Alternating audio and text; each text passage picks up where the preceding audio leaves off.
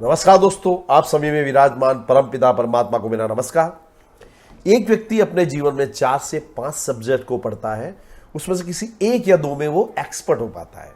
लेकिन दोस्तों, आज हम बात करने वाले हैं इस दुनिया के सबसे बड़े जीनियस व्यक्ति की। वो व्यक्ति painting, writing, sculpture, science, mathematics, architect, mechanical engineering, anatomy, history, zoology, हर विषय में वो एक्सपर्ट था। तो दोस्तों, हम बात करने वाले हैं all time genius Leonardo da Vinci की। तो दोस्तों, आज की वीडियो में हम लियोनार्डो दा विंची के जीवन के रहस्य तथा उनकी सफलता के राज जानेंगे। ये सारी इंफॉर्मेशन दोस्तों मैं आपको जियोर्जो वसारी ने जो ऑटोबायोग्राफी लिखी थी उसमें से बता रहा हूं। ये सारी इंफॉर्मेशन पूरी तरह से ऑथेंटिक है। तो लियोनार्डो दा विंची की सबसे चर्चित पेंटिंग थी मोनालिसा। इस पेंटिंग को यदि उल्टा करके देखो तो इसमें कई जानवर दिखाई देते हैं। मोनालिसा की पेंटिंग में सबसे अद्भुत है उसकी मुस्कान। हर एंगल से स्माइल अलग अलग ढंग की दिखाई देती है। यदि कुछ देर तक आप लगातार इस मुस्कान को ध्यान से देखिए तो ये मुस्कान उदासी में बदल जाती है। ये दुनिया की मोस्ट प्रोटेक्टेड पेंटिंग है। ये पेंटिंग लकड़ी पर बनाई गई है। इस पेंटिंग को बनाने में टर्पेंटाइन अल्कोहल का उपयोग किया गया है ताकि पेंटिंग लंबे समय तक बनी रहे। मोनालिसा की पेंटिंग को बनाने में लियोनार्डो दा विंची ने 40 माइक्रोमीटर यानी कि बाल से भी पतले ब्रश का उपयोग किया था। आप सभी ने बाहुबली पार्ट 2 मूवी देखी होगी। इसमें भल्लाल देव का जो रथ बताया गया है, ठीक ऐसी ही war machine Leonardo da Vinci ने तैयार की थी। इसमें आपको हेलीकॉप्टर की झलक भी देखने को मिलेगी। लियोनार्डो दा विंची एक निराले व्यक्ति थे। वे हर आधे घंटे के बाद 10-10 मिनट की नींद लेते थे। वे एक विजनरी व्यक्ति थे। वे इमेजिन करते थे कि वे पक्षियों की तरह आकाश में उड़ रहे हैं और वे समुद्र में गोते लगा रहे हैं, मछलियों की तरह तैर रहे हैं। यह दोस्तों दर्शाता है कि सक्सेस के लिए आपके पास पावरफुल इमेजिनेशन होना बहुत ही जरूरी है। लियोनार्डो दा विंची की पेंटिंग है लास्ट सपर। इसमें जीसस क्राइस्ट अपने शिष्यों के साथ अंतिम भोजन कर रहे हैं। उन्हें मालूम है कि उनका एक शिष्य जुडास, उसने उन्हें धोखा दिया है। सिर्फ 12 सिक्कों के लिए उसने उन्हें बेच दिया है। लेकिन जीसस क्राइस्ट के चेहरे पर एक अद्भुत शांति है।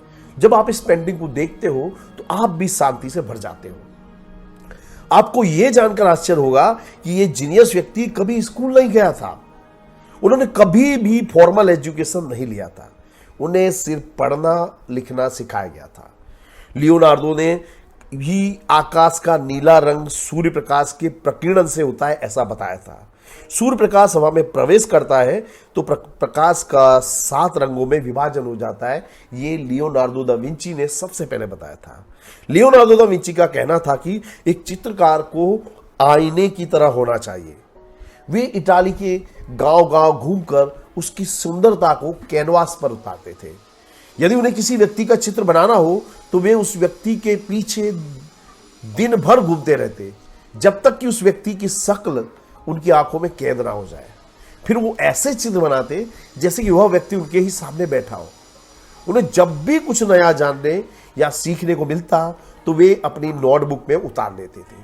यह दोस्तों दर्शाता है कि एक जीनियस का ऑब्जर्वेशन बहुत ही पावरफुल होना चाहिए। गूगल पर आप सर्च कीजिए दुनिया की सबसे महंगी पेंटिंग। तो दोस्तों वो पेंटिंग है सैल्वाडोर मुंडी। इसके पेंटर है लियोनार्डो दा विंची। इस पेंटिंग की कीमत है $450.3 मिलियन। और इनकी दूसरी सबसे महंगी पेंटिंग है मोनालिसा। इसकी कीमत है 5,000 करोड़ रुपए। लियोनार्डो दा विंची एक बास्टर्ड सन यानी कि एक इलेजिमेट संतान थे। उनके पिता एक बहुत बड़े रईस थे जबकि उनकी माता एक सामान्य महिला थी। ऐसे लोगों का उस समय समाज में कोई स्थान नहीं था, परंतु लियोनार्डो ने इस धब्बे को हटाया और समाज में सम्मानजनक स्थान प्राप्त किया। यह घटना दिखाती है कि आपके माता पिता कौन है, आपकी जाति क्या है, आपका धर्म क्या है, इससे कोई फर्क नहीं पड़ता। फर्क इस बात से पड़ता है कि आपके भीतर क्या है। लियोनार्डो दा विंची एक एम्बिडेक्स्ट्रस थे, यानी कि जिसे हम कहते हैं सव्यसाची, यानी वो एक साथ दोनों हाथों से काम कर सकते थे। और सबसे बड़ी बात यह थी कि वो एक हाथ से लिखते थे तो दूसरे हाथ से पेंटिंग बनाते थे। उन्होंने एक अपने इन्वेंशन की एक नोटबुक तैयार की थी जिसमें 15,000 से ज्यादा पेजेस थे, जिसमें उन्होंने विज्ञान के रहस्यों को उजागर किया था। इस बुक में उन्होंने हेलीकॉप्टर और सबमरीन की डिजाइन तैयार की थी। इस नोटबुक को मिरर इमेज में लिखा गया था, यानी कि पुस्तक को आपको पढ़ना हो तो आईने के सामने रखना पड़ता था। उनकी इस आर्ट पर एक हॉलीवुड में फिल्म भी बनी है। फिल्म का नाम है da Vinci code. Tom Hanks की ये एक बहुत ही लाजवाब फिल्म है। 1994 में बिल गेट्स ने दा विंची की बुक कोडेक्स हैमर को $30 मिलियन में खरीदा था, जिसमें उन्होंने विज्ञान के कई रहस्य लिखे थे। बाद में बिल गेट्स ने इस बुक का डिजिटल वर्जन रिलीज किया था। लियोनार्डो दा विंची की ज्यादातर पेंटिंग मदर मेरी और जीसस क्राइस्ट पर होती थी। कई पेंटिंग में वे खुद को रख देते थे। उनकी एक पेंटिंग है बैप्टिज्म, उसमें उन्होंने जीसस क्राइस्ट के रूप में खुद को प्रस्तुत किया है। कहा जाता है कि जीसस क्राइस्ट का जन्म वर्जिन मेरी से हुआ था और लियोनार्डो दा विंची भी एक इलेजिमेट संतान थे। इस चीज ने उन्हें जीसस क्राइस्ट और मदर मेरी की ओर आकर्षित किया था। लियोनार्डो दा विंची रात को कब्र खोदकर शव को बाहर निकाल लेते थे और शव की चीर फाड़ करके शरीर रचना का अध्ययन करते थे। और उन्होंने जो हड्डियों के मांसपेशियों के जो चित्र बनाए थे वो आज भी पूरी तरह से परफेक्ट है। और ये काम उन्होंने आज से 500 वर्ष पहले किया था। दोस्तों, लियोनार्डो दा विंची ने 16वीं शताब्दी में हेलीकॉप्टर, टैंक, पैराशूट की डिजाइन तैयार की थी। उन्होंने रोबोटिक्स के क्षेत्र में भी काफी खोजें की थी। दोस्तों, उन्हें हम रोबोटिक्स का पिता भी कह सकते हैं। आई एम श्योर दोस्तों आपको इस वीडियो से बहुत ही लाजवाब जानकारी मिली होगी। तो ऐसे ही मजेदार वीडियो के लिए बने रहिए हमारे साथ। चैनल को लाइक, शेयर और सब्सक्राइब अवश्य कीजिएगा। Thank you very much friends.